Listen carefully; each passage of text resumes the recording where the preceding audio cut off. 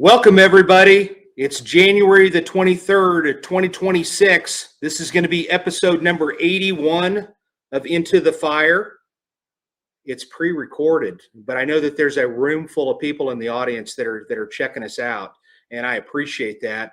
The original plan tonight was for me to be on stage here in Tulsa, Oklahoma at the Tulsa Police Museum event, and what happened was basically you're going to be watching it tomorrow night, which is Friday night. And what happened was that we are having a weather event that is going to affect millions and millions of people throughout the southern United States, actually coming from eastern Arizona almost all the way to the coast in Virginia and North Carolina. And quite frankly, it was too unpredictable with respect to our show. I'll tell you what, we sold out the event. The event basically was 200 seats, and it was very, very strict to 200 seats. And I had told them beforehand that if we didn't sell out this event, that it was going to be somewhat of a failure in my mind. So I really, really pushed hard to get as many of these tickets sold as possible. And we have had to reschedule that event for February the 6th.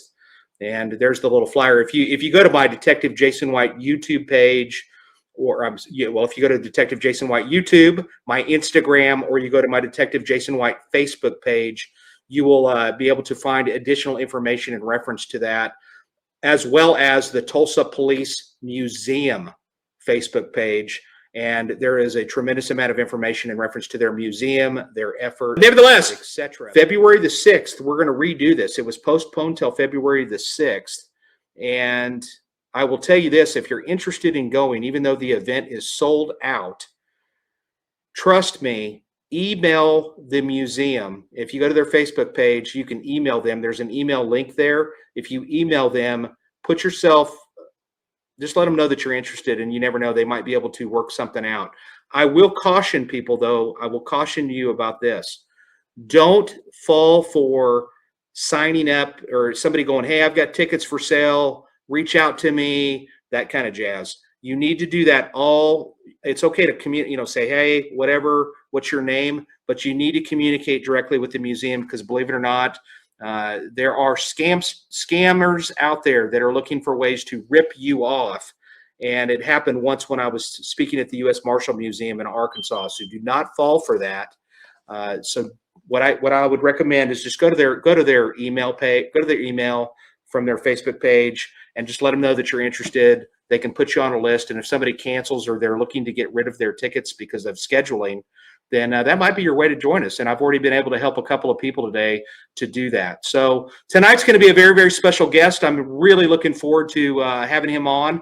I've been communicating with him a little bit. Our last week's guest had talked about him a few different times, and I thought he spoke very highly of him, and I thought, well, what better person to bring on here than bring him on and talk about it. He's a fingerprint expert, and tell you a little bit about him, because I don't want to take too much of his time.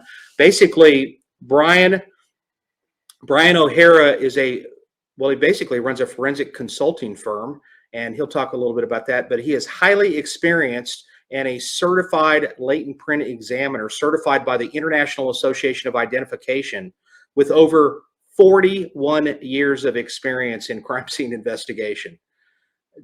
I'm still trying to wrap my head around that. 41 years. That's more than most people that are going to be tuning into this podcast have been on the planet. And so it's fun. We were talking to him before the show. He's got a mother load of stories, which we'll just be able to scratch the surface.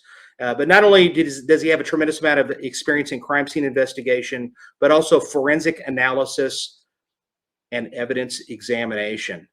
He's retired lieutenant from the Massachusetts State Police. And in addition to working with them, he also worked as a latent print examiner with the Department of Defense, the Boston Police Department, the Houston Police Department, and I'm probably mispronouncing this, but the Osceola County Sheriff's Office. I know I screwed that up, but that's in Florida. And he also just completed a book that is soon to be released called The Rest of the Story, a memoir by Brian O'Hara. And it's not out yet, but it is coming out. And the moment that it does come out in print, and he's basically talking to the publisher as we speak, he is going to let us know, and we'll probably bring him back on to talk about that book. And until then, we're going to bring him on. This should be a great, talk about a fingerprint expert guru, the king of fingerprinting, really. I don't know if too many people out there. Maybe Henry Lee can probably, I'm sure you know Henry Lee. You're probably buddies with him. I do know Henry Lee. I'll talk about Henry Lee. Good, good. So first off, hey, welcome, Brian. I appreciate you being here. You're somebody really special in this industry, I have no doubt. Thank you for inviting me. It's a real honor here to talk about, like your life stories, cases you've been involved in. We live them, we dream them at night. That's the problem. And that's the whole premise of the show, Brian, is that I like to bring people in here that have made a real impact and moved mountains in our industry of criminal justice. And you certainly fit the bill. So it is a complete honor. The honor is all ours. I promise you that. So how did you get involved? You know, you live up, obviously, and I should have thrown up my little, his accent from time to time you're going to enjoy, because he's definitely from Massachusetts for sure. Like I say R's. I absolutely use all my R's. Yes, you do. So, but anyway, it's great to have you here. Tell us, how did you end up getting involved in this industry to begin with? What interested you? Well, it's not like your story. I heard at 6, you wanted to be a detective. Okay. Yep. I grew up in Boston, Massachusetts, in the city. I never saw a Mass State Trooper in my life. Actually, I did. I was about 16 and I saw this 6'4" hulk of a man driving in a brand new car. And, I knew he was a state trooper, but that's the only trooper I ever saw. So when I was in college, I went to Boston University. A friend of mine said, let's take the test. So we walked across the street from where we were living, and I took the test. Well, 5 years later, I'm in the retail business as a manager of a card and gift shop. And I get a call from the state police, and they go, because the governor at the time was Michael Dukakis, and he only put on one class in 5 years. So again, like then, the police were down. So they said, you have 2 weeks to let us know if you want to be a trooper. I'm like, oh my gosh. My wife is just pregnant. We just got married, and I'm going to leave her for 6 months. And she agreed to do it.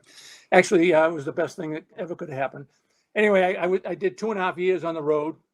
And I was traveling 70 miles to the barracks where I was working out of, and never volunteered for anything. I volunteered for the job that I was doing, but no one knew that we were going to get new cruisers, new radars, and 3 hours every hour for overtime. So everybody was pissed at me, a rookie, taking that job. And anyway, so I put in there was an opening into the headquarters for what was then called the photography and fingerprint section, because really there was no forensics. And so I went in, they showed you the usual pictures of bodies, and it didn't affect me. So I got the job. Didn't know what I was getting myself into, but I died and went to heaven. So for the first 5 years, I was the only trooper in the whole state of Massachusetts on evenings in crime scenes. So I went to everything: plane crashes, train crashes, deaths, stolen cars. Where I learned my trade was stolen cars. We had an auto theft unit. I did all the stolen cars, and I would get hits for them. And so fingerprints became a passion with me. But in 1986, there's a picture of me with Michael Dukakis. He bought us a new APHIS machine. And before that, I counted how many fingerprint identifications we made in a year throughout the state. 200. I mean, nothing. It was. So once we got the APHIS, it was an NEC APHIS. You had to trace the prints, but it was a great system. And all of a sudden, it was like pulling the slot machine on, hits. I just throw the prints in and it would get a hit. So I did that for 12 years, and but I got burned out, and the building we were in was condemned. We didn't have hoods. Oh yeah, this is unbelievable. So today, if you watch a CSI, everybody has gloves, everybody has boots, they have Tyvek suits. I didn't have gloves. I'd go to a scene in a suit as a crime scene officer, blood, guts, and I have to borrow gloves from an EMT to pick up the evidence. So we had no budget. One time I had to call the colonel because there was no film. He had to okay me to go buy film. There was no budget for this. No one cared. But that changed, as you know, OJ. So Yeah. so I had left the scene. I left the crime scene for. Let me ask you this. Let me ask you this, Brian. What year was it when you actually started with the Massachusetts State Police to begin with? 1978. Okay. And then so you're talking about, a couple of years, then you're starting to do this. So we're talking 1980-ish. 1980, November of 1980. Okay. And so it's coming a long ways. Right. But so what just out of curiosity, just real quick, and I'll probably jump around here, I apologize, but were you when you in your off time, and it sounded like you were pretty busy, but were you just sitting there trying to compare prints to fingerprint cards just to see if you'd get lucky? The majority, yes. No, that's it. You had to have a name. You didn't have, you didn't have a name. You're going all over the state. You had to get a local detective to come up with a name. Know the person. So that was rare. That was rare. But around Boston, I had great detectives. They all lifted prints. They all came in, and I would get hits for them. So when we got the APHIS, I got more hits than anything. But so yeah, most of the time, you know what we did most of the time? Photography. Well, so that's me with Governor Dukakis. I took his prints and put them in the system and hit, to demonstrate that the system worked. But I was a senior trooper in the section at the time. So I ended up entering and verifying all these prints. And that's where I developed a really good eye. Mm-hmm. But I got burned out. So I left for 3 years. Why? Because I used to sit here, eat my lunch, fume super glue behind my desk with no vent, min hydrant, chemicals, get headaches. And finally I left. So while I was gone, Colonel Kennedy, great guy, he was able to get some money for a new lab. So they built a new lab. My boss invited me back to become a homicide scene supervisor. I was now a sergeant at the time. And these cases that I'm going to talk about are solved because of him. Okay, he brought me back. And then it's the training that I got from the FBI, from the International Association of Identification, from Northeast forensic scientists, I started the local chapter of the New England division of IAI. I was one of the founding members, and there's only a few of us left. But all that training gives training to all the local police and state police. And I've trained hundreds of state police officers in fingerprints and crime scene. So what's the difference? What's the difference today compared to what it was like for you to become back then, did they just say, okay, you're a fingerprint guy, you're just a fingerprint examiner, whereas today there's a lot more, I'm guessing, I don't do that kind of thing, but I'm guessing that just the college curriculum to become a forensic scientist is unreal, Yeah. So in Massachusetts, it's uniformed troopers that are the crime scene and latent examiners, but that's coming to an end. I saw it coming to an end because, I dealt with examiners all over the country, and most of them have for civilians. But today, to be a trooper, wear a camera. You have to go do all the training for that. You can't do the training for latents. And the troopers don't want to lift. They just found out, they don't want to do the work. So we went like this. We went from 1980, 86, whoa, the 90s, OJ, DNA, APHIS. Now we're going down because you have to do so much, and the troopers aren't doing it. So so they're going to be going. They do have a couple of one civilian now, and probably bringing in more civilians to do the latent work. The troopers can still do the crime scenes, but all right. So. Well, I just want to start off kind of talking about the history of fingerprints a little bit. Who was the person that really started that up, and then let's talk about that incident that happened in Leavenworth. But start off with who's the person that kind of started up fingerprints. So it's a good friend of mine. So back in 1896, when I was in England, Sir Francis Galton is his name, and he's considered the father of fingerprints. So he's the one that developed. I mean, there's a whole series of from the 1600s where people began to look at fingerprints, but he took it to where he could bring it to Scotland Yard and say, hey, you can identify this guy. So it began to be used then. So then one person came over to the 1903 World's Fair. Ferrier, I think is his name, and he demonstrated the fingerprints. Well, it began to be used first up in upstate New York in a mental institution, and then this particular case that you're going to show, it's called the West case, and so this James West was brought into the forgetting the first name, but his name is West. They bring Will, there you go. Will. Thank you. Will West, bring him into the prison, and the jail guards go, he's already here. So they go to the cell, and no, they thought he escaped. So they bring him together, and you'll see that they look exactly the same. There's only what I can see in the hairline. There's a little difference, but they look identical. So back then they used something called the Bertillon system. Alphonse Bertillon was a French forensic examiner, and his father was an anthropologist. So he used those measuring tools to measure the arms, your height when you sit, and they would mark it down on a that's how they identified people before fingerprints. So, but this changed the whole identification in the United States, and it began to be used after this case in Leavenworth prison. And then it spread throughout the country. And today we have, it's unbelievable. Hey, what is the purpose of a fingerprint on a human being? Or well, they're unique. So they're formed in the 10 to 17th week in the womb, which is pretty unbelievable. So you're this big, and they don't change after the 17th week.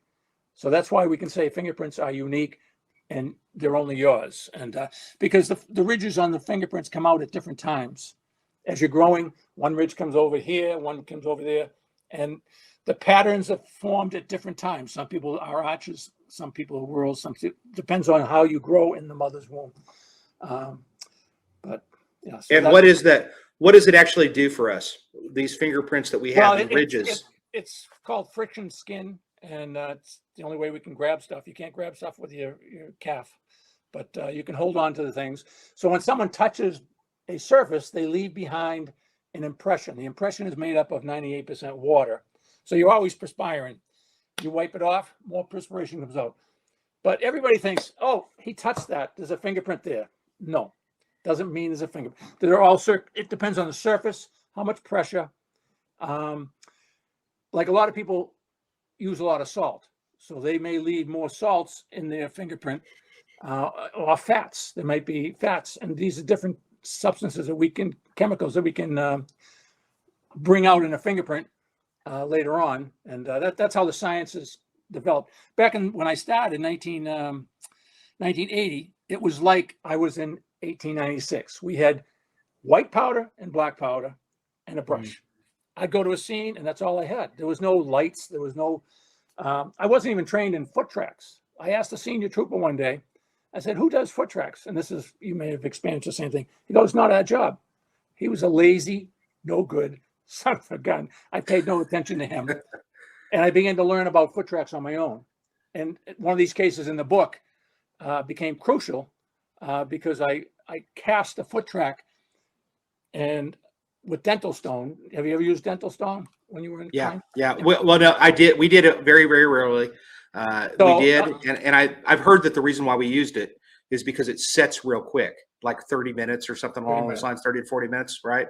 Yeah. So this particular case, a mother and her 2 kids were killed, and her baby. She was pregnant. So not this case, no. It's not one of these cases that I'm going to talk about, but we digress to it. Anyway, I cast this track, and when I got it back in the office, I washed it off. On the side of the track was the name Converse, okay, which is unbelievable. And that became critical in the case. So foot tracks are my passion. Every time I train, I go, you got to look for foot tracks. Everybody misses them. And you might touch the window when you break in, but you're going to walk 1,000 steps when you're in that place. So and you might step on something. But so Well, I mean, for me, I mean, I think that when you say footprints, and I mean, I'm talking like shoe prints and stuff. There's like 4 cases that really come to mind for me, and that's the Night Stalker case, where there's only 2 of the Avia shoes in the entire state of California, which is mind-boggling to me. I can't even understand that, really. And then you have the Lindbergh baby. I think that's one that there might have been some shoe prints. really, I didn't know that. Well, I mean, if you don't know it, then maybe I'm wrong. But the JonBenet Ramsey case, of course, there was high-tech boots outside of the window, and then God, what was it? Well, O.J. Simpson. O.J.'s O.J. Simpson. the famous one. Yeah. So yeah, it's a biggie. Yeah, Bruno Mali's, and the expert in that case, okay, Bill Boziak, was involved in several cases that I did, and that one that I got the name Converse on it, unbelievable. He came to the scene. He went before we testified, and he wanted to see the soil. Well, the soil was peat moss. Okay, if you have Cochrane boots, you know, Cochrane boots or police boots, whatever brand it is, with the Vibram soles, you can jump all day long and not leave a foot track. So he came and he said, the only way this foot track got there, it had rained. It rained 1.6 inches. So we put a time on the foot track. Okay. Which is, he was great. He was unbelievable. And I actually later got training from him, which opened my eyes to the world of foot tracks. And I solved many cases with foot tracks. What other kind of prints are on on a person? Any other types of prints on a human being other than footprints, you know, on the bottom of your feet? How about lips, ear prints? Oh, yeah, I have a great case on lip prints. Okay, so this guy gets shotgunned in Malden, Massachusetts. 3 guys go in, shoot him. They leave behind a bag, and the bag has a mask, one of the plastic masks. I get a fingerprint on the plastic mask, but they leave behind duct tape, gray duct tape. So I look on the duct tape, and here's this perfect set of lips. They would go in and tie up people, you know, with the duct tape. So I had to, eliminate the 3 suspects. I had to go to prison. I bought some lipstick. I had them put the lipstick on, and I took their impressions. That was the best part of the whole case, yeah, that was insane. But it wasn't them. It was some other victim on the tape. But that was, and I've had a couple of lip prints cases. Yeah. And I worked a murder a long time ago, and I'm glad we're kind of talking about that. It's just try to get people an idea that there's other prints out there that could prove to be useful. I worked one murder one time, and it was years ago where I was helping another detective on it, and we had bloody footprints in the scene, and that's pretty unusual. I mean, it's not beyond. I mean, it happens. But the thing that I've wanted to do, Brian, and I don't know, I'm sure that there's a documented case about this, but I would love to have these bloody footprints, and then we identify a suspect, and I'd love to go back to the parents and say, hey, do you happen to have that fingerprint card that you got when they were born, where they do the footprints and the handprints? Have you ever heard of one of your colleagues somewhere, or anybody having a case like that where they use that? Yeah, we have had to do that. So we have had to do that. My boss actually in around 1980 did it. You know, I haven't had any cases, but he did. And yeah, you can do it. The prints usually, like anything else, most fingerprints, everybody says, oh, he was arrested and sent to the FBI. No, he wasn't. The card was never sent to the FBI, always rejected. In Massachusetts, in the 80s, we had 50% of our fingerprints taken by police officers rejected from the FBI. So you think he's in the system. He's not. It's unbelievable. So you got to tell your investigators, you think he was arrested in Massachusetts and you can't see him in the FBI, you got to check the state police. Yeah. Not to mention you have other databases that are available to you if you look into them, the military, and probably some government agencies of some sort. Well, now you can get civilian cards. So we're getting hits on the civilians, if the applications. So that is okay. In some states. Some states won't, Massachusetts won't, but you can get a hit through the FBI. Yeah, so that's a huge thing. Well, let's talk a little bit about some of these different types of prints. You had brought a lot of different cases with you that you wanted to kind of highlight, and which one would you like to start off with there of the various cases that you had brought? I'd like to start with that backhoe, the little bobcat. So Whitey Bulger. Whitey Bulger. So my whole career even though I didn't know it, involved Whitey Bulger. I had cases that I didn't know he was involved, or things he had done. So in this particular case, I get a call one day from a major, a friend of mine. He says, "Hey, can you dig up bodies?" And I'm a lieutenant in charge of 50 troopers across the state. Yeah, I can dig up bodies.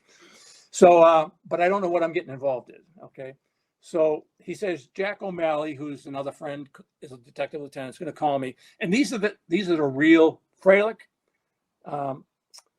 Jack O'Malley, and Bob Long. These are guys that surveilled him. So when I say my job was safe, these guys were in danger all the time because he knew they were watching him because they were being ratted on. Okay. So it's just unbelievable. Tom Foley right there is another person that took over for those three guys and was chasing Whitey Bulger. And he was always thwarted because there were leaks. But here are two books written on Whitey Bulger. He's the most notorious Massachusetts criminal. His brother on the left was the most corrupt Boston senator. And he was in charge of the Senate in Massachusetts. So, so I get a call. You're going to go to this place called Florian Hall in Dorchester. And I pull up. It's like a movie, okay? It's lightly snowing. It's 27 above zero, but going to 17 below.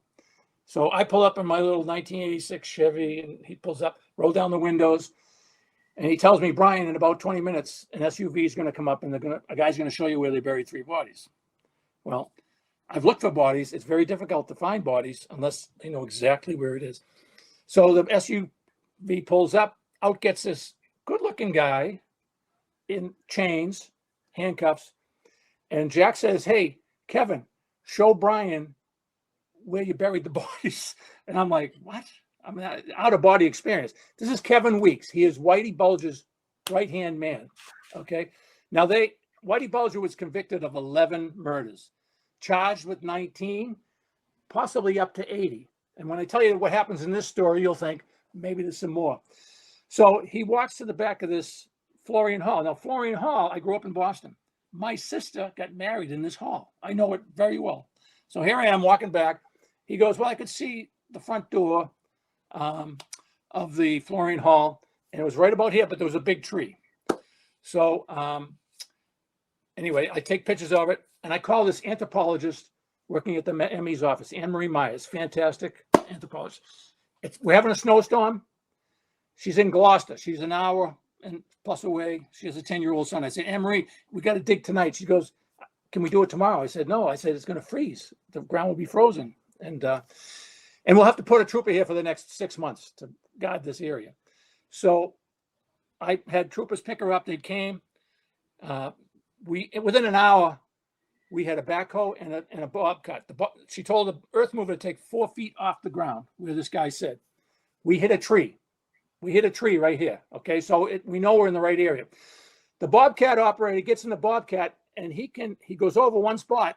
And when you bury a body, you probably know this, air gets trapped and the dirt is not solid. He went down. He felt that with the bobcat, and he stopped. He said, I just felt this. The next time, he made one more pass, and up pops a femur. It's unreal, okay? The doctor says, stop. In an hour, we had tents, we had heaters, we had 50 DEA state police officers shoveling dirt it was an archaeological dig, which, would take you 2 weeks. We did it in 8 hours. But she was this evidence here.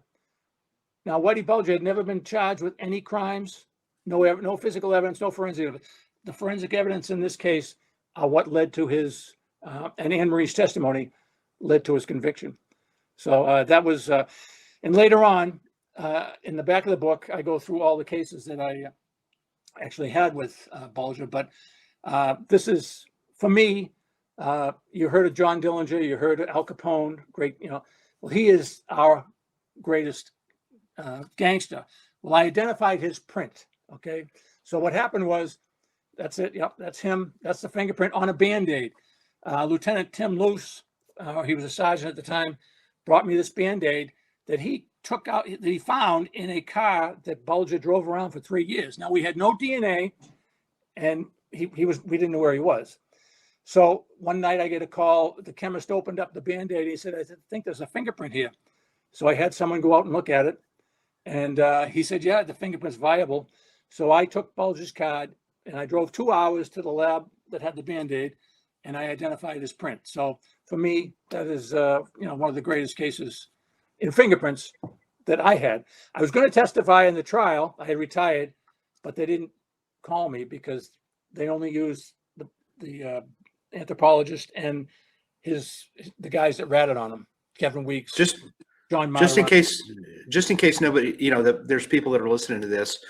Tell people, just kind of give them a gist as to who Whitey Bulger was to Massachusetts. Okay, so if you have not seen the movie Black Mass or Departed, it's about Whitey Bulger. Now, Departed is the movie, entertaining, but it wasn't real. Johnny Depp in Black Mass was freaking scary and real. Okay, so it was more to what would happen. But he was a career criminal. He started out in South Boston. His brother was the state senator, but he was a bully. He belonged to one gang. Then he ended up belonging to the Winter Hill gang. Now, what happened is the Winter Hill gang got involved in fixed racing, and Howie Winter went to jail. Whitey Bulger and Stephen Fleming, those are the two bad guys that killed all these people that I dug up. They didn't get charged because the FBI was, supposedly they were informants, but they really weren't. Anyway, they were protected. And so they skated from that. And they skated every time there was a warrant to get an arrest, it was learned. Another time I went on this, I was 2 years in the section. They were going to round up 100 arrest warrants for gaming. So they're going to go South Boston, all over Boston. So I'm going to print 110 people. They came back with 10. Because it was leaked that they were going to be out there, and so this is, it was going to be Whitey Bulger's gaming that was going to be arrested, but that didn't happen. So I was there for that, But I'll tell you kind of a crazy story. Is that actually he's connected with the Tulsa Hialeah? There's a Tulsa Hialeah murder, and that was when Wheeler. I don't know the ins and outs of it, but John Wheeler, yep. Yeah, my first boss in homicide actually was a part of that case here in Tulsa, and he and Mr. Wheeler's son, I think they wrote a book together that they just put out recently. But I'll tell you something crazy is that Whitey Bulger, he was on they ended up putting him on the 10 most wanted list, and at some point in time, at least I've heard this story. And golly, I hope I'm right, but I remember this story. I remember hearing it, where he actually went into the Tulsa County Jail, and this is when he's on the 10 most wanted list, and he actually bailed somebody out of jail, believe it or not. And he was bold. He was bold. Yeah, and then they actually captured him in Santa Monica, California, really close to where I grew up. I grew up a few blocks from where they captured him. He was living there for a long time, actually, a few years. Yeah. But I mean, I had moved from there. I've been in this business forever up here, but kind of a crazy deal. So what next on the case list that you would like to kind of highlight here? The guy with the two fingerprints. It's a 27-year-old cold case. Yeah. Okay. Sean Marsh is his name. So what happened is two workers were at a hotel. They had been putting windows all day, construction workers. It's like 98 degrees out. No air conditioning, and they hear something in the back room, and this guy walks out and gets shot right away. He stumbles out of the motel and dies. They pistol whip the other guy, and detectives are called. I get called to the scene. What happened was they were trying to steal a TV. Back then, a color TV was, this is 1983, okay? The TV's bolted down. He's trying to lift it. So one of the hotel workers comes to the alarm, sees these two guys, and there were two black guys, young kids, and they ran out the back window. Okay, so I get to the scene. I met Inspector John Rivers. He told me what it was. I processed the whole room with white powder. No alternate light sources. I got about 29 fingerprints, but under the TV, I had what we would call fresh prints. You can't say that today, because it's not scientific, But when you put twirl the brush with white powder, it pops like that. It's fresh, but scientifically you can't say it. So I take all the prints. They thought it might be this particular criminal family. I looked at over 200 fingerprint cards, never an identification. When I came back, when we got now this is 1983. In 86, we got the AFA system. I entered it hundreds of times. Chris Dolan, who was in my book, who's one of the best fingerprint experts and helped solve this case, he kept putting it in. No, don't hit it. So I retired, and 27 years later, Chris is asked to rework the case. He sends the fingerprint. So new technology. I believe there's no such thing as an unsolvable crime. Either the evidence was not collected, we don't have the technology, or someone has not come forward with information that will help solve it. So in this case, it's technology. So he sends it to the FBI, and it's the first hit in the new NGI system where you could send in from the state. Before you had to send it to them and they enter it. So we get this guy, Sean Marsh. He's not the shooter. John Rivers, the inspector, did a sketch, and it fit Sean Marsh. So he pled guilty. Okay, so it's a good thing because the guy who was the eyewitness died 3 months after.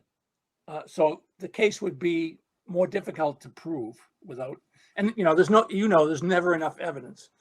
So the DA took the plea, and I was talking to you earlier. I never really had any contact with families, and that's what detectives do. It's a very difficult time. But 27 years later, he's pleading out. The family is there, his wife, his mother, his brothers, and they're all there. The district attorney, Alicia Willis, read a statement, and everybody was crying. Afterwards, the family came up and hugged me. I mean, it was so emotional. It was unbelievable.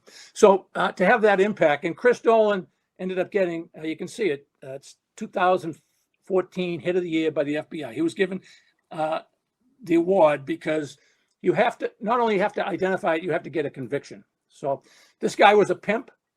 He had no other record prior to this murder, but he wouldn't give us the shooter because his son is also in jail and he's afraid he might get killed. But hoping we still have prints palm prints that are unidentified. So maybe that technology will come. Wow. Yeah. So still prints available. Still prints available. Yeah. Have you ever? Is his son still in prison by chance? As far as I know, yeah, because he didn't want to give anything up because he was afraid he'd get killed. Yeah, so, I could see that. I could see that. But he may come forward. That if someone comes forward with the information, we just need a name. Hey, let me ask you something. Let me ask you something, just in reference to APHIS. First of all, I know that it's only as good as the prints that it has in its system, and so therefore you got to populate it with a bunch of different prints. But and I really don't know the answer to this. This is my own ignorance. Go ahead. No, go ahead, Brian. I forgot. So the reason we didn't get a hit, is this new NGI FBI system captures the flats. Those are the prints at the bottom of the print. Those are usually clearer than the rolled, because when a police officer rolls them and they get squished, see how clear the ridges are? Yeah. It hit in the FBI. So they go, well, now, everybody's just saying, well, why didn't Brian O'Hara get a hit, right? So they go back, and what happened is the state decided not to put in little fingers. And I wrote in my report that it was a left little finger at the time. And sure enough, there were no left little fingers in our system because it cost that much. They saved that much money, which for me was stupid, but it was a cost-effective thing that they did. So technology is advancing and changes, facial recognition. It's unbelievable. So that's how that got solved. Go ahead. I'm sorry. Brian. Well, no. Brian. I mean, you're still involved in this to an extent. But today, man, we're solving murders today that 2 years ago we wouldn't have solved. I mean, I'll just put out a little disclaimer for everybody that's listening. If you're thinking about doing a murder or you're thinking about committing a violent crime, don't do it, because the chances of you getting away with it, I'm telling you right now, not good. Would you agree, Brian? I mean, seriously, it's crazy out here nowadays. Yeah, I mean, it's great. Even though people wear gloves, they leave DNA and other things, and foot tracks, and nose prints and ear prints. But what I was going to ask you though, real quick, I just want to ask you this real quick, and because I don't really know the answer to it. I know I've probably asked a fingerprint person, but I want to hear it from you. Are the prints are in the system, or does that constantly search just nonstop? Never stops. So every time somebody goes into the booking room, or they go into booking and then they get their prints, does that automatically just scan it towards all the other millions of prints that are in APHIS? No, that's, if you have a particular system and it's been upgraded to do that, yes. But if your system is 10 years old, no. So, and but they can do that if you have they the can right do it. system Yeah, today. you can program it to do that, and that's why, But now there's another problem. You have to have people to look at those searches, and so there's all. I say it's a conveyor belt. Like at the store with the fingerprint comes. It doesn't reach the FBI. It doesn't get into APHIS. We have hundreds of fingerprint cards in boxes because after APHIS, people sent us boxes of fingerprint, but we didn't have people to put it in. They're still in boxes. Oh, So, yeah. So when you assume that, for your investigators, this guy was arrested and his fingerprints in the FBI. No, you've got to check the state, local. You've got to check everywhere. You may find the fingerprints there to get it, but yeah. So there's a lot of things where fingerprints get dropped out, and if they get rejected from the FBI, they're not going to be in it. They have to be rolled perfectly. So, and I'm kind of surprised that. Well, I'm surprised, and you're talking about live scan, and I want to know what that is exactly. But I think we have a live scan where I work, but it just doesn't really even get touched. To tell you the truth, Brian, I think that's kind of it's a shame, but it sits right there and it never even gets touched. I will tell you this: I've just in my brain, and I worked in the medical field forever before I became a cop. We had paraffin that we'd stick their hands in paraffin and stuff. I've always kind of thought, I can't believe we haven't got into a system today in 2026 that somebody doesn't stick their hand just stick their hand in there and it just immediately scans everything perfectly. And maybe they are on the verge of it with AI, etc. I don't know. But is that something that you think might happen at some point? It is happening. So IDEMIA is the cutting edge. That's what we have in Massachusetts. That's pretty much the FBI's database. They now have a system. I've actually tried it, where you just wave your hand over and it scans it. The problem with the live scans are you've got to put pressure down and then you get rejected. Well, the police officer has a button that says override, and they override it. And they still put the wrong hands on and they override it. So it's operator error. It's still difficult to take a fingerprint, but this particular fingerprint system takes a picture of it, and so there's less distortion. So it is coming. They've just unveiled it. They had it a few years ago. I went to a IDEMIA conference, and it was there. That was there. Now they have a better model. So, and it does palm prints too, which is another advancement. So it's pretty cool. That is real cool. All right, next case. What are we going to next? So in my whole career, I'd arrive at a scene and people would say, "There's nothing here." Chiefs, lieutenants, whoever, because they'd not been trained. And the only reason I succeeded was training. I got trained from the FBI. I went to Quantico for foot tracks for advanced latents. And that just changed the world. I came back and taught troopers how to do it. And that's when you help the whole state. So this particular case, the foot tracks and the placards in the, I get called to a mother and a baby who have been killed. 5 days after the murder, after the crime scene has processed the scene with black powders, and my sergeant out in the area, he was a 6'7" giant, nice guy, but he didn't have the training I had. So they had a suspect. He was 6'8", 300 pounds. They couldn't put him in the house. So I said, "Well, what happened?" He says, "Well, the mother gets stabbed 37 times. Well, like a neon light, when there's blood, I'm going to find something. So I went out and I began looking on the floor, and I saw these chevrons, okay, like a sergeant stripe. And I got a marker. I get down on my hands and knees, and I'm marking them out. Then I got an alternate light source, and I began to see more fingerprints. But I had this amazing chemical called Hungarian red. You ever hear of it? Hungarian red? No, I actually haven't. And I've been in this business for a long time. I haven't. So everybody's talking about luminol and, luminol. Yeah. You get one shot, and that's it. And it's great stuff. But I have 50 troopers. They all have to be able to find the blood with this chemical. So it's water-based. It's not methanol. It's not carcinogenic. So it's a great system. But I read about it in a journal, the International Journal of Forensics. So I started using it, and this is unbelievable. So I get down on my hands and knees. I sprayed the whole floor with this Hungarian red. Then I got a Ghostbuster vacuum. I sprayed the floor with water, and I vacuumed up the water, and I got 29 foot tracks that no one saw. Okay. So I positively identified 21 as the suspect's shoe. The suspect had size 16. How many people in the world do you think have size 16? We had that we're talking about these cases, OJ, one Bruno and Molly. 1% of the world has size 16. So what you try to do is narrow down all the shoes in the world. I have a Nike. I have a size 16. I called Nike and they told me they made 2,654 of these. Everybody thinks they made millions. No. Yeah. And they sent one pair to Springfield, Massachusetts. Okay. So, but we had his shoes, so we didn't have to go, try to locate them that way. But the shoes were 29 foot tracks that no one saw because it was blood, and blood doesn't go away.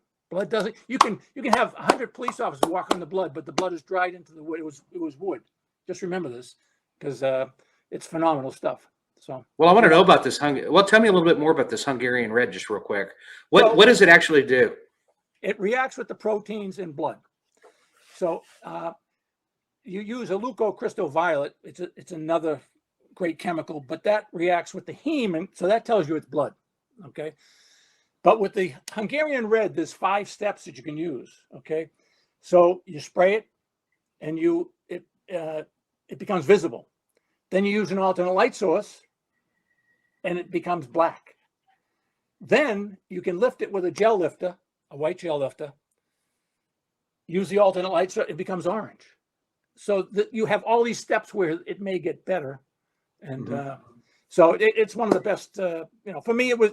There's all kinds of stuff. They use Blue Star now. It's a really good chemical. But for me, I've lifted off an old steak knife that has no polyurethane on it. There's a bloody fingerprint on it. Looks like nothing. Lift it off.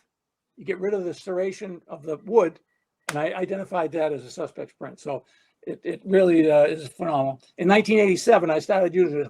I gave a presentation at the International Association conference in Little Rock, Arkansas, and I presented my paper. My paper ended up in Switzerland. I got a note from a guy that had read about it, so I feel pretty good about that. But it solved a number of cases. So well, one of the things that I learned when I was in New York City training, and I agree with you, I think training is paramount. Absolutely, I was in New York City, and while I was up there, I was training at the medical examiner's office, and they were talking about lifting prints off of skin. And the way that they were talking about it was they said that, basically using non-thermal registered tape and just kind of like on an arm where you think that somebody might have grabbed them, and then you could wrap it around there, bring that up, and then they use magnetic fingerprint powder on there. And the reason why I'm bringing this up is because, Brian, I had a murder. It's still unsolved, but it was a case where a little 16-year-old girl basically got stabbed to death, and in that particular case, to me, it looked as if maybe somebody had grabbed her at some point. You know what I mean? And I thought what I wanted to do is I told the medical examiner investigator, I said I want to print her skin, and they said that's not going to happen. And I said, well, then you're not moving the body. So now we're at a standstill because I'm not letting her go with you, because you know what happens when they go to the ME's office. They get washed. That's right. And everything goes down the drain. Yes. So I said no. So I called the pathologist and I said, hey, listen, I wanted to try this. And he goes, hey, that sounds pretty cool. Absolutely. And so he goes, you can do that? And I'm like, yeah. And at least we can try. Right. And so I called the fingerprint examiner, and he said, well, I know kind of what you're talking about. What we can try to do is at least super glue her. And that's what they did. They put a little tin up around the body, over the body. And we didn't get anything, but it was worth a shot. So just real quick, tell me, your thoughts about fingerprinting skin. And would you use what would you use? Well, there's a chapter in the book. It's called Perry Mason. You know who Perry Mason is? Yeah, I do. Right. Okay. So this district attorney in this particular story is the real Perry Mason, because Perry Mason, for those of you who don't know, is a 1960s defense lawyer, but on the stand, he got everybody to confess. This district attorney in this particular case, the suspect, handsome Spanish guy, gets on the stand, and he has no idea that he has just confessed to the murder, because he said he knew about the murder at a particular time. And Adrienne Lynch is the DA. She goes, well, what if I told you only the murderer would have known at that time? So, yeah, but in this particular case, I tried to get fingerprints. You can see that there's one picture I actually used an alternate light source. I can see the handprints. It's difficult to do. I know of cases where they've done it. Chris Dolan, who's in the book, actually got a fingerprint off of a body. I tried a number of times, got ridges, but again, it's like getting a print at a B&E. Yeah, you may not get it this time. You may get it the next time. You got to keep trying. You got to keep trying. So don't give up on that. Yeah. Yeah, the cases that come to mind, I will call you, believe me. That the cases that come to mind is that I think that it would be really, really worth thinking about would be like a shaken baby case where they had a toddler or a strangulation. I would think that would be, like, to me, that's a no-brainer to try something like that. And it just seems like that's never even talked about. And I in part, I'll tell you right now, Brian, I think it's just because they don't have the training that you can even do that. So I've mentioned it, and believe me, if I ever get a case like that again, I'm gonna certainly advocate for it. I'm glad you fought the guy. So in Massachusetts, what used to happen, we talked about Henry Lee. Henry Lee shows this picture of a body with 10 guys standing around it, because we never used to protect the crime scenes. Okay. And in this particular case, the scene was protected, but yeah, it's the district attorneys in Massachusetts, because of our succeeding in all these cases, they would let us process the body. You never process the body. You'd go to the scene, I'd take pictures, and the morgue would to take the body away. All that evidence is gone. But that changed in the 96, and we were able to process the scene, take the bloody clothes off the body, because when it goes to the morgue, the blood is all spread out, and any passive blood you never see. So it was critical. In one case, Kenny Martin, my boss and friend, the body went to the morgue. We had a body with no head, no hands, and cut in half. He processed the body at the morgue and got one hair out of the cavity, which ended up matching DNA on a suspect who was a serial killer. So that never would have happened, because it would go to the ME, they washed the body down, and no one would ever look. Yeah, so that's right. So we helped change that. Yeah. You had kind of made a mention of this earlier, and you had said something, you just touched upon it. You said, and then OJ happened. That case happened. How did that change your world? Okay, so in OJ, they put evidence in the trunk, right? We did too. You didn't go back to the 1 in the morning, you're going home. You bring the stuff in. That's changed. Now the trooper has to, or whoever it is, you have to go to the scene, and everything has to be brought back and logged in that time. Yeah. So that changed, but there was no budget. Remember, no budget. So what happened is they got the new lab, and DNA came in, and DNA was the money that gave us training. For the first time we ever had training, we could send people to Ron Smith, and didn't have the training. And this is my point, any department that thinks they're doing good, that their guys are doing good, and you get in-house training, you get no training. All the training I got was from outside. That changed what we did. So someone's doing something better somewhere else, and when you get that training, it makes a difference. All right, what's the next case we're going to touch upon? I'm telling you, I'm like a kid in a candy store. This stuff is fascinating to me. All these different things, because I can tell right now. I'm just curious, Brian. I'm going to ask you right now, before, I don't want to wait till the end. Where is your statue, or where are they going to erect your statue? No, there's no statue. No. My wife will not have a statue. Okay, so no. But how about April Church and April Church, the two girls?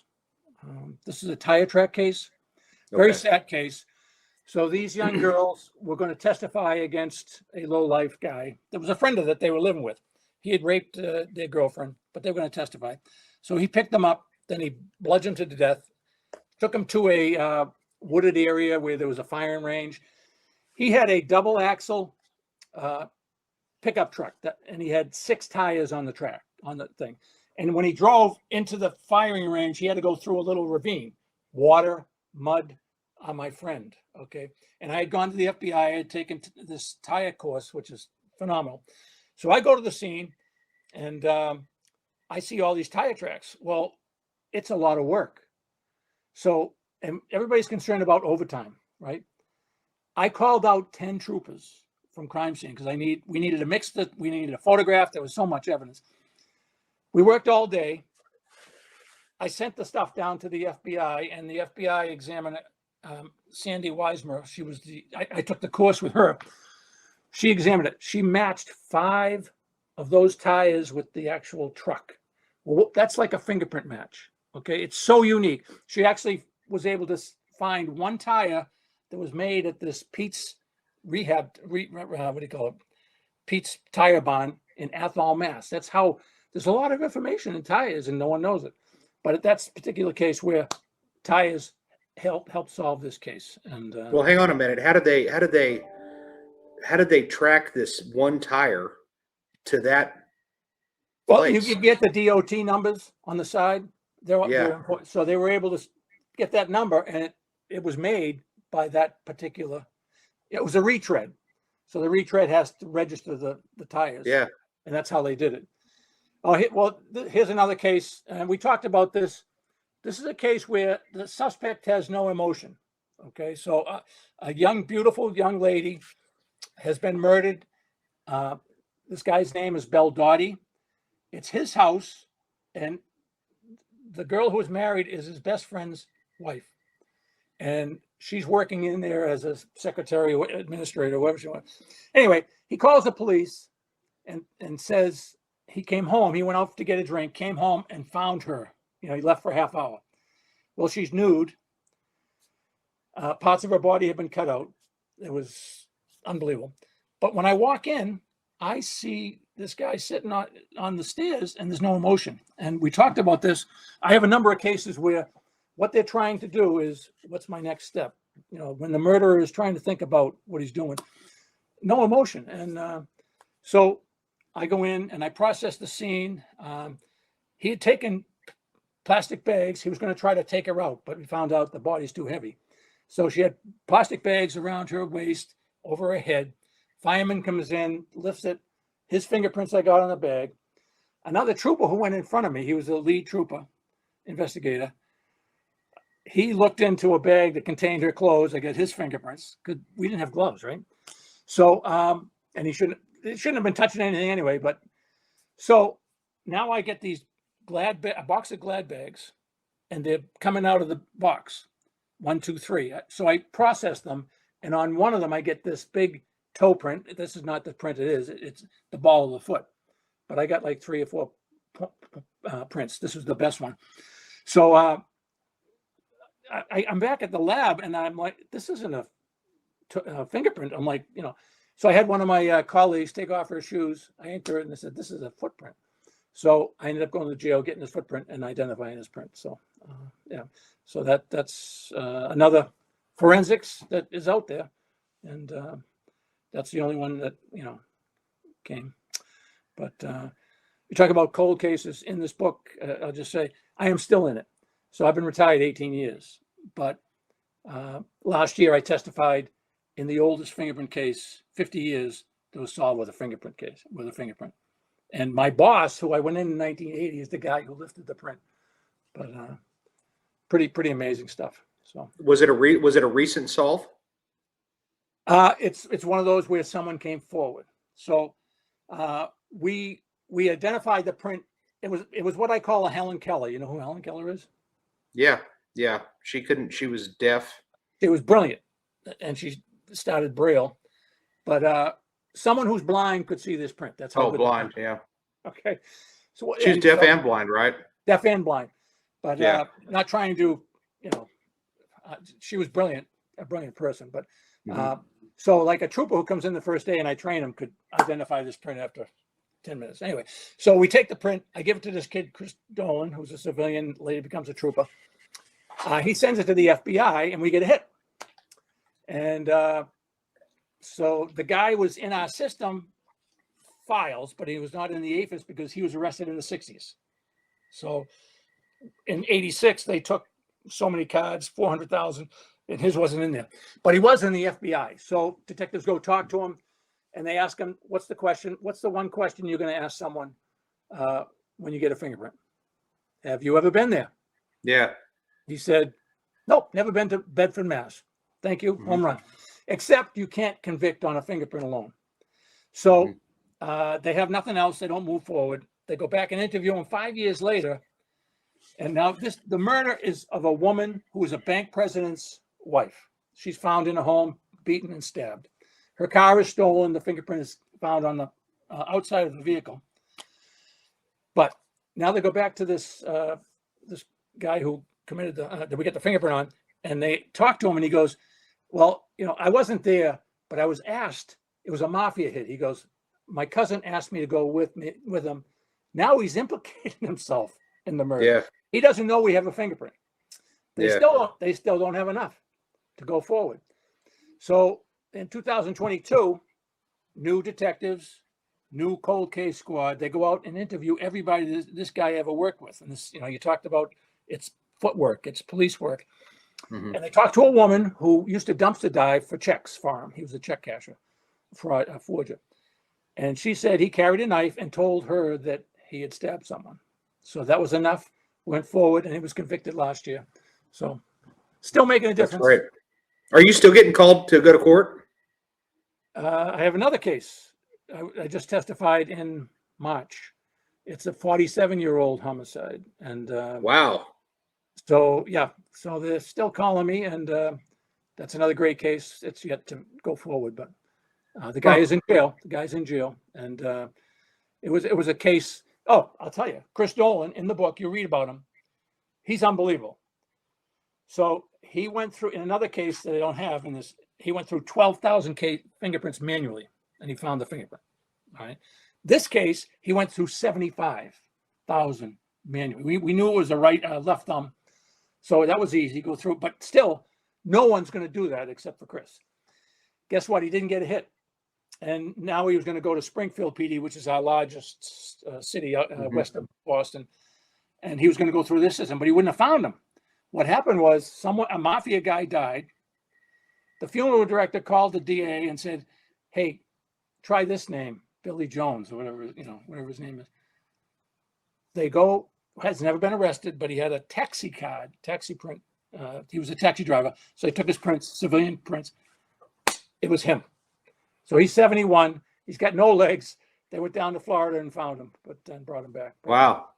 Yeah. See, I've always kind of wondered why we're not able to, that maybe we should just print people when they die, just to have them, put them in the system. Yeah. Yeah. Yeah. I guarantee you that would eliminate just all kinds of cases. Yes. It would be very interesting to do, because unfortunately when they die and they get buried, that's it, man. Those cards are going to sit there forever, which gives me another question just real quick that we didn't really talk about. But those cards, the fingerprint cards from like the 30s, the 40s, 20s, maybe all way back to as far as they started doing them, and they ended up getting shipped to the FBI. Does the FBI still have all of those actual cards somewhere? Yeah. If they took them in, yeah. They have them. They used to have files. Now everything's moved down to West Virginia, but it used to be in Washington. And yeah, so they're there. But again, half of them get rejected because they couldn't classify them the old way. All right, they had to have A quality prints to get classified, and most of the prints came from Massachusetts were B and C. That was in our system, and but thank God the FBI did have A and B, but now with live scan, everybody thinks it's perfect. It's not. We get crappy prints from live scan because everybody's different. Some people perspire. Some people have cold, clammy hands. As you get older, it's like a tire. Your fingerprints get bald, so it's more difficult to get a fingerprint. Diseases and I worked 5 years on mutilated fingerprints. You know what those are? No, I want to know about it though, because I know I read that in your CV, and that was interesting. So Massachusetts, the FBI said Massachusetts was the hub of mutilated fingerprints. So basically, all the drug dealers were coming from Dominican Republic. They're getting arrested in Massachusetts. They would get deported. They would mutilate their fingerprints, come back, get arrested again, and the fingerprints couldn't determine their fingerprints because they were mutilated. And the mutilations went from cuts to actually having surgeons remove the patterns, and those are the best.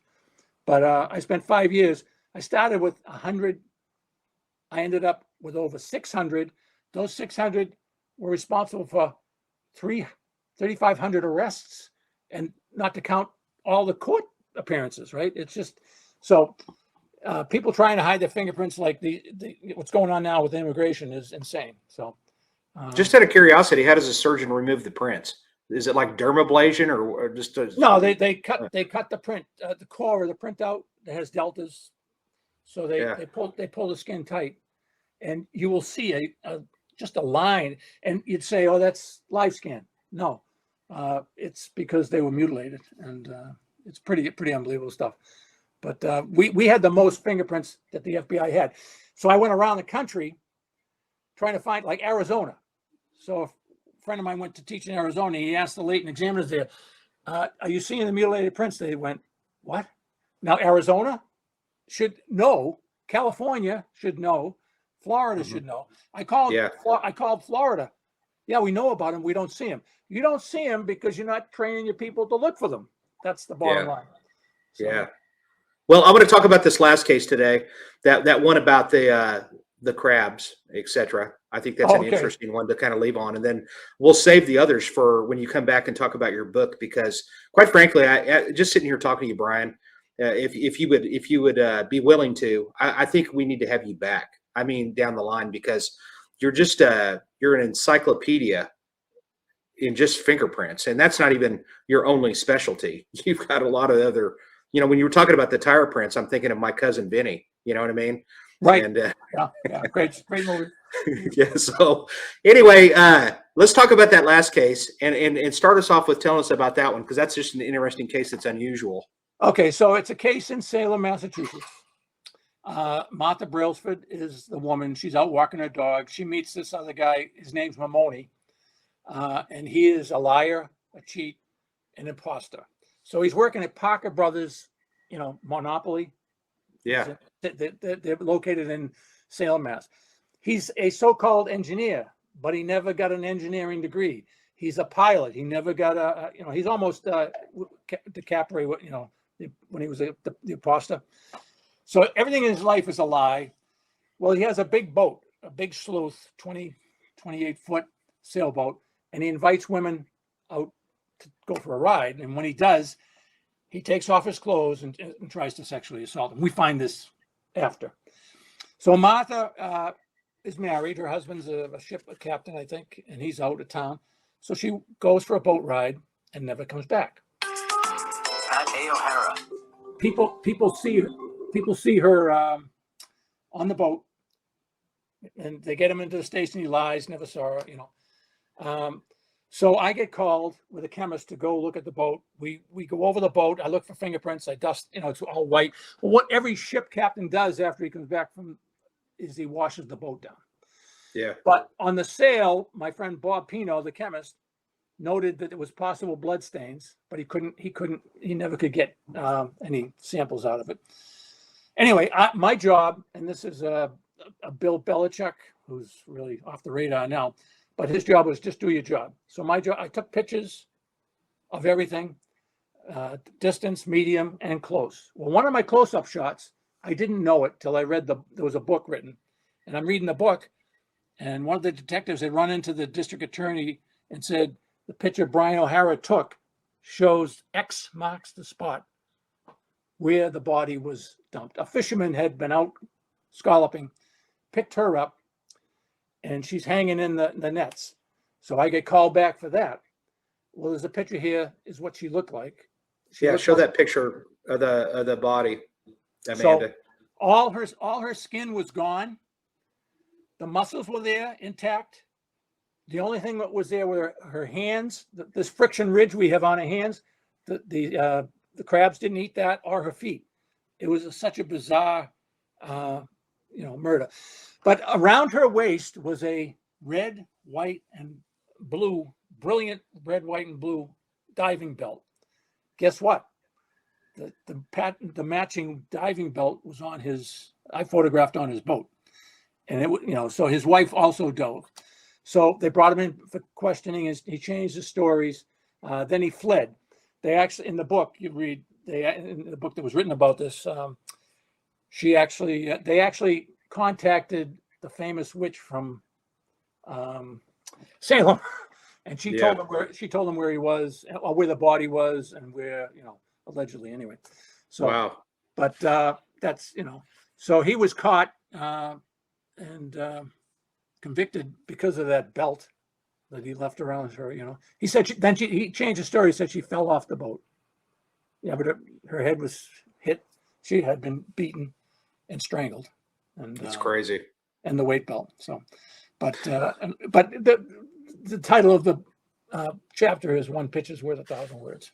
That's Yeah, it's a good name for it, for sure. Yeah, murder in Massachusetts Bay. So interesting. That's an interesting deal. I'm going to look into that for sure. Now, you do consulting. What if somebody wants to find you for some consulting work?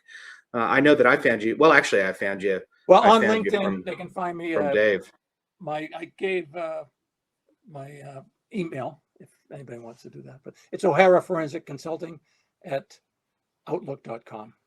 Yeah, and you can type his name in, and he's on LinkedIn. And Dave McNeil, man, you're like you're a hero to him for sure. And that's why I was like, oh yeah, then I definitely got to get this guy on. And so if you're looking, is that all correct? That is correct. If you're looking for somebody that to consult, I would think that you're probably in the realm of expert witness easily. And do you do some of that too? I do. I've had some great success stories privately. So,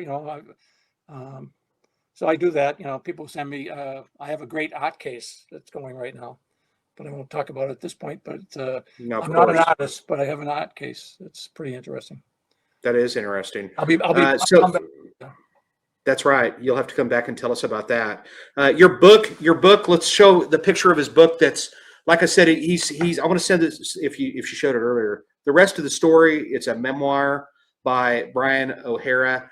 This is going to be coming out real soon. And I'm sure that most of these stories, if not all of the ones that we've talked about, and then more, are going to be in this book. And it's definitely going to be interesting.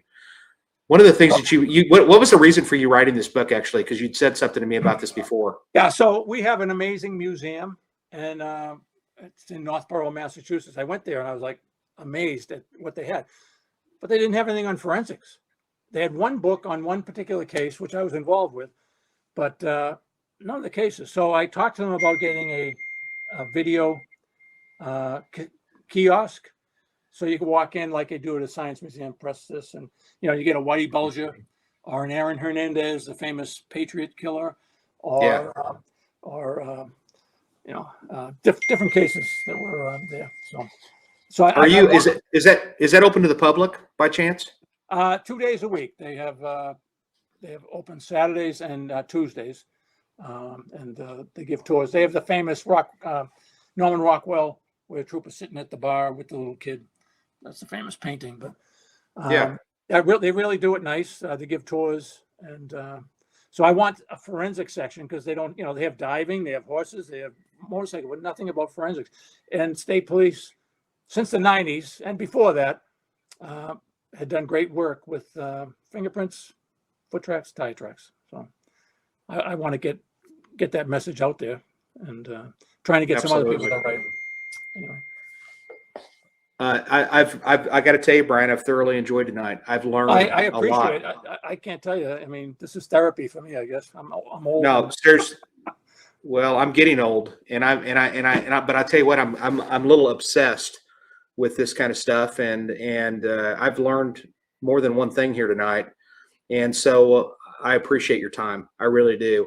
Ladies and gentlemen, hopefully you enjoyed this episode tonight, and like I said, I think we're going to probably have to have him on down the line and talk a little bit more about some other things and other cases for sure. I want to, there's that picture that you're talking about, right? So they have the bar set up there where you can take your picture. Yeah. Pretty cool. That's real cool. That's really cool. Do you still kind of go? Do you still kind of go and visit with the young cadets in the Massachusetts State Police and so No, forth? no, I sit in my You don't? chair, Do you? a chair, and drink coffee and wine. Now these other agencies that you went to, did you? Did you have a pretty good time working for those agencies as well? Oh my or was gosh, it? I had the best time in the world. So I worked for the Department of Defense identifying bombers in Iraq. Okay, so the Army would print and send the prints back to us. Latent examiners would enter them in the computer. One day, a print I put in the week earlier, I get a call. The FBI have what they had called heat teams, high priority teams. They go out and arrest these bombers. So they got a guy in cuffs, hands behind, and they take a live scan and they hit my print. I felt pretty good. So that's awesome. So that's what I did there. I worked for Ron Smith in Houston. They shut down their lab. We went through 8,000 cases. We solved so many cases that had been unsolved. Had a blast. Had the experts from all over the country coming in. We had over 120 latent examiners. I survived 120 for 5 years. So, but I had a great time down there. Then I wanted to be somewhere warm. My wife let me go down to Osceola Sheriff's Department. That's in Florida. And, I knew I butchered that name. That's I couldn't say it either until I know it now. But it was great there. And but then someone invited me back for this mutilated fingerprint. Deborah Barrow, she's a major that used to work for me, and she said, what are you doing down in Florida? Come back. And for 5 years, I had a blast identifying these mutilated prints. I'd have to search one print 90 times and then find the guy. That's how good the mutilations are. Are you back in Massachusetts? Yeah, I live in Massachusetts. Yeah, I want to be somewhere warm, but not yet. Well, listen, ladies and gentlemen, I thank you very much. Thank you very much, Brian. And I want to thank Dave McNeil, who was on the last week, because Dave turned us on to him, and that's what it's about, man. You're kind of part of my stable of my experts that I'm. There's some seriously big time people that have been on the show that I just really appreciate, and now I can see why he looks up to you and many others, no doubt. Dave's unbelievable. He's one of the smartest and hardworking guys, but he's one of the funniest. When we do classes, it's an enjoyable class. I'll tell you. I was lucky enough to sit through one in North Carolina, and he's the bomb. I immediately was a fan. So and you do teach too. I just want to make sure that we put that out there in case somebody's looking for an instructor. For 40 years, yeah. So definitely, I'm going to be mentioning your name many times, no doubt. Ladies and gentlemen, I hope you've enjoyed tonight. I won't keep any more of Brian's time. Brian, thank you again. If you want, oh man, it's been an honor, really. Ladies and gentlemen, make sure that you like and subscribe, please. It takes about a microsecond. It's a couple of seconds. And if you don't subscribe, then it just helps the algorithm is what it does. And it helps me out. Make sure you click on that QR code. It'll take you to my Instagram page. Follow me there. And then follow me on TikTok, which has just exploded. It's went crazy. Brian, you have no idea. I thought that site was really kind of for young people. But believe it or not, there's a lot of interaction on there. And so that's my TikTok page. I put different – see, Dave doesn't really know what platforms are, but he's learning. He's learning. They're like, hey, what? That's right. He's like, and I'll help you. But Dave was like, Brian was like, somebody asked me about, hey, what platforms are you on? And he goes, platform? What's a platform? So I'm learning too, buddy. And we need to get you up to speed.